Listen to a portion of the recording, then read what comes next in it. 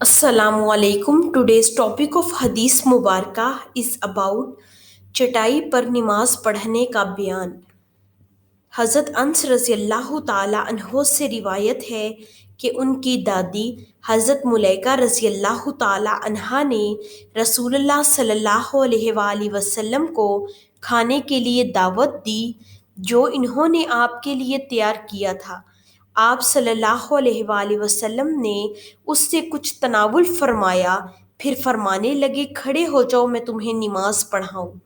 हज़रत अनस रज़ी अल्लाह ताला अन्हो कहते हैं कि मैंने एक चटाई को उठाया जो कसरत इस्तेमाल की वजह से स्याह हो गई थी। इसे पानी से धोया, फिर रसूलुल्लाह सल्लल्लाहु अलैहि वसल्लम इस पर खड़े हो गए।